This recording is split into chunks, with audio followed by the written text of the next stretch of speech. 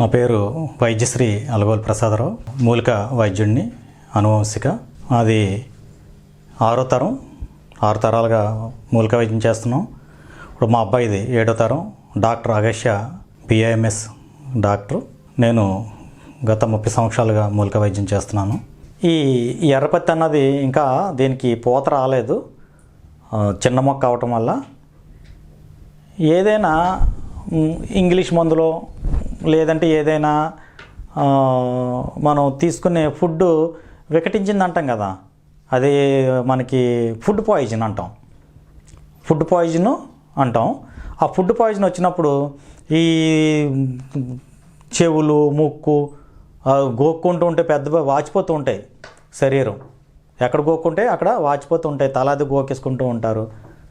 ఏమైనా రియాక్షన్ వచ్చినప్పుడు, food infection అది వచ్చినప్పుడు, రియాక్షన్ వచ్చినప్పుడు మీకు ఈ ఎర్రపత్తి ఆకులు దగ్గరలో ఉన్నాయనుకోండి, ఉంటే చక్కగా ఒక 5-6 ఆకులు తీసుకొని దాన్ని చక్కగా కడిగేసి నీట్గా నూరేసుకొని నీటిలోకి వెళ్ళి పడకట్టేసి ఆ నీళ్ళు పట్టేశారనుకోండి, చక్కగా వెంటనే ఇలాగా పట్టి తాగుతుండగానే ఒక పావుగంట 20 నిమిషాల్లోని చక్కగా అలాగా ఉపశమనం. మళ్ళాలు ఆ ఇన్ఫెక్షన్, ఆ రియాక్షన్ రాకముందు, ఈ ఫుడ్ ఇన్ఫెక్షన్ వచ్చి ఇవన్నీ దద్దులు అవి రాకముందు ఏ రకంగా అయితే ఉన్నారో చక్కగా ఆ స్థాయికి మళ్ళీ శరీరం అంతా కూడా చాలా స్థాపిగా స్థిమితంగా ఉండి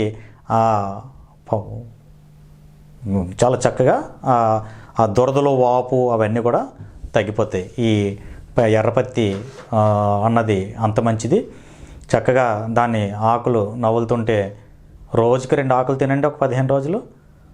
మీకు శరీరంలో ఏమైనా రాబోయే జబ్బులు ఏమన్నా సరే చాలా చక్కగా ఆ వ్యాధులు కంట్రోల్ అవుతాయి. ఈ పత్తి చెట్టు అన్నది అంత గొప్పది. అందువల్ల ఏం చేస్తారంటే ఈ దేవాలయాల్లోని, అంటే పబ్లిక్ ప్లేసెస్లోని ఖచ్చితంగా పత్తి మొక్కలు పెంచుతుంటారు చాలామంది. కానీ అది పెద్దలు పూర్వం అంటే అది మనం వెనక అవి విడిచిపెట్టడం వల్ల చాలా సమస్యలకు మనం కొని తెచ్చుకుంటున్నాం. ఈ ఎవరి దగ్గరైనా ఎర్రపత్తి కాకపోతే మామూలు పత్తి ఆకన్నా తినొచ్చు. అప్పుడప్పుడు 2-3 ఆకులు తింటూ ఉంటే ఆరోగ్యం చాలా బాగుంటుంది. శంఖపుష్పి, ఇందులోని మన శంఖం ఎట్లాగుంటుందో పువ్వు కూడా అట్లాగే కనబడుతుంది. ఇందులోని నీలం రంగు ఉంటాయి, తెలుపు ఉంటాయి, పసుపు ఉంటాయి. చక్కగా 3 ఆకులు వచ్చి పాదు, దాని కాయి ఒక 2-2.5 అంగుళాల వరకు వచ్చి లోపల చాలా చక్కగా గింజలు ఉంటాయి. అయితే ఈ ప్లాంట్ అంతా కూడా మేము మెడిసిన్స్లో బాగా వాడతాం. మందులు తయారీలోని ఆకులు, కాడ, గింజలు ఇవన్నీ వాడతాం, పువ్వులు ఇవన్నీ కూడా. అయితే మీరు చక్కగా దీన్ని, ఈ పువ్వుల్ని డెకాషన్ పెట్టుకొని తాగొచ్చు, గ్యాస్ట్రిక్ తగ్గుతుంది. అట్లాగే ఈ గింజల కాయలు ఉంటాయి కదండి, ఆ కాయలు పౌడర్ చేసి ఒక 1/2 స్పూను మరిగించి ఆ కషాయం ఉదయం సాయంత్రం తాగుతూ ఉంటే లివర్ పాడయ్యి పొట్టలో నీరు చేరుతూ ఉంటుంది. లివర్ పాడయ్యి దాన్ని జలౌదరం అంటాం. ఇంత పొట్ట తయారైపోయి పొట్ట నుండి కూడా నీరు చేరిపోతూ ఉంటుంది లివర్ పాడవటం వల్ల. వాళ్ళకి ఈ పౌడర్ రోజు మరగబెట్టి ఇస్తూ ఉంటే ఉదయం సాయంత్రంను మళ్ళా లివర్ బాగుపడి ఆ పొట్టలో నీరు చేరకుండా ఈ శంఖపుష్పితాలకు గింజలు అమోఘంగా పనిచేస్తాయి. ఇది ఇస్తూ మీరు వాడుకునే మందులు వాడుకోవచ్చు. దాంతోపాటు అదనంగా ఈ గింజల తాలు పౌడర్ తీసుకుంటూ ఉంటే చాలా చక్కగా ఆ జలౌదరం అన్నది తగ్గుతుంది. గ్యాస్ట్రిక్ ఉన్న వాళ్ళు కూడా తీసుకుంటుంటే గ్యాస్ట్రిక్ కూడా అమోఘంగా తగ్గుతుంది. పూర్వం అందరూ ఆరోగ్యంగా ఉండేవారు, అంటే పుట్టిన పిల్లలతో సైతం. తర్వాత చాలా పెద్ద కుటుంబాలు ఉండేవి, ఒక 30 మంది 40 మంది అట్లాగా కుటుంబాలు. ఇప్పుడు కంజెస్టెడ్ అయిపోయింది, అంటే ఒక భార్య భర్త ఇట్లాగా. అయితే మనకి ఆచారాలు అన్నీ కూడా, ప్రతి ఆచారం కూడా ఒక సైన్సే. ఇప్పుడు కొత్తగా పెళ్ళైన వాళ్ళకి ఆషాఢ మాసంలోని దంపతులు ఇద్దరు కూడా దూరంగా ఉండాలని పెద్దలు చెప్తూ ఉంటారు.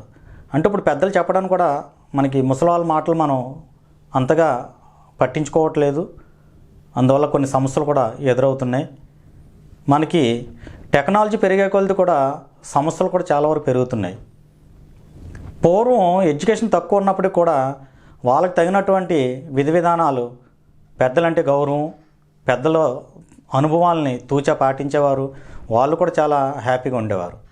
అంటే ఇదంతా ఎందుకు చెప్తున్నాను అంటే, ఇప్పుడు కొత్తగా పెళ్ళైన వాళ్ళు ఆషాఢాన్ని వర్జించాలి. అయితే ఎప్పుడు ఏ ఆషాఢం? పెళ్ళి అయిన తర్వాత మొదటి ఆషాఢమే వర్జించాలి, అంటే విడిచిపెట్టాలి. ఆ నెల అంతా కూడా దాంపత్యంలో పాల్గొనకూడదు. మళ్ళీ రెండో సంవత్సరం సమస్య లేదు. ఎందుకు? ఇప్పుడు పెళ్ళి అవ్వలేదు అనుకోండి, 20 సంవత్సరాలైనా వాళ్ళు అబ్బాయి అమ్మాయి కూడా ఇద్దరు అంటే చిన్నపిల్లల కింద మనం పరిగణిస్తాం. అది పెళ్ళి అయిపోయింది అనుకోండి, వాళ్ళు హార్మోన్స్ చేంజ్ అవుతాయి. పెళ్ళైన 1 సంవత్సరం వరకు వాళ్ళు దాంపత్యం వల్ల హార్మోన్స్ చేంజ్ అవుతాయి. అందువల్ల అంటారు పెళ్ళి అయిన తర్వాత ఈ అమ్మాయి బాగుంది, పెళ్ళి అయ్యాక బాగుంది, లేదంటే ఈ అమ్మాయి పాడైంది, లేదంటే ఈ అబ్బాయి పెళ్లి ముందు బాగుండేవాడు లేదా పాడయ్యాడు, ఇట్లాగనమాట. అంటే వాళ్ళిద్దరి తాలూకు శరీరతత్వం అర్థం చేసుకోవడానికి దాంపత్యంలోనే 1 సంవత్సరం పడుతుంది అన్నమాట, సంవత్సరం కాలం. ఈ పెళ్ళి అయిన తర్వాత సంవత్సరం తర్వాత ఎవరైతే దాంపత్యంలోని ప్రెగ్నెన్సీ కన్ఫర్మ్ అవుతుందో ఆ పుట్టి పిల్లలు చాలా ఆరోగ్యంగా ఉంటారు. అలాగని సంవత్సరం లోపు ప్రెగ్నెన్సీ అయిన వాళ్ళు కాస్త బలహీనంగా ఉంటారు, కానీ వాళ్ళు ఆరోగ్యంగానే ఉంటారు. అయితే మనకి శాస్త్రాలు ఏం చెప్తున్నాయి? పెళ్ళి అయిన తర్వాత ఖచ్చితంగా ఒక ముహూర్తం కూడా పెడుతూ ఉంటారు. మొదటి రాత్రి అని పెడతారు, కానీ మొదటి పగలని ఎక్కడా లేదు.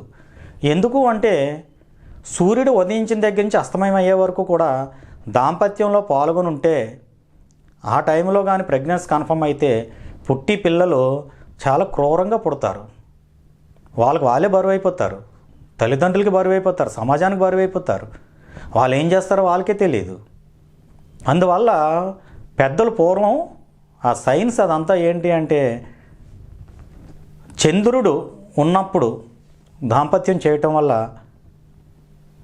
అప్పుడు కానీ ప్రెగ్నెన్సీ కన్ఫర్మ్ అయితే పుట్టి పిల్లలు చాలా ఆరోగ్యకరంగా పుడతారు.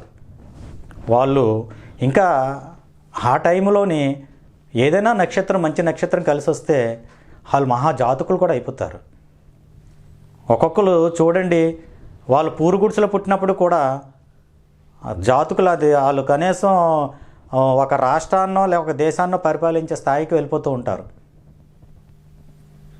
అట్లాగా ఇక్కడ మొదటి ఆషాఢాన్ని ఎందుకు వర్జిస్తామంటే, సంవత్సరం లోపు ఇందాక మనం అనుకున్నాం కదండి, సంవత్సరం లోపు ఇద్దరు తాలూకు భార్యాభర్తలు ఇద్దరు తాలూకు హార్మోన్స్ సెటరేట్ అవ్వాలి.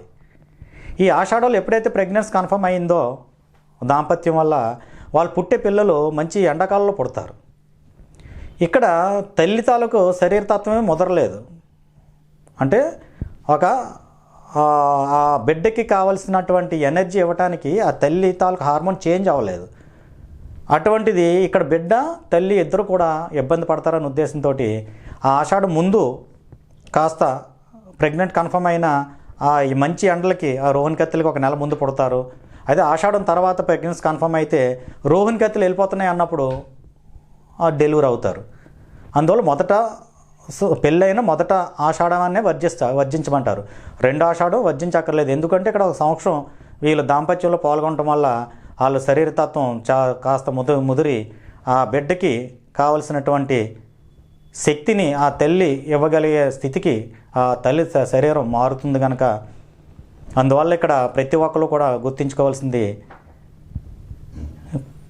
సంతానం కలిగేంత వరకు కూడా ఎవరూ కూడా పగలు దాంపత్యంలో పాల్గొనకుండా ఉంటే ఈ పుట్టే పిల్లలు కూడా చక్కగా మంచి రూపం, పూర్ణాయుషు, మేధస్సు అన్నీ కలగలిపి పుట్టే అవకాశం ఉంది.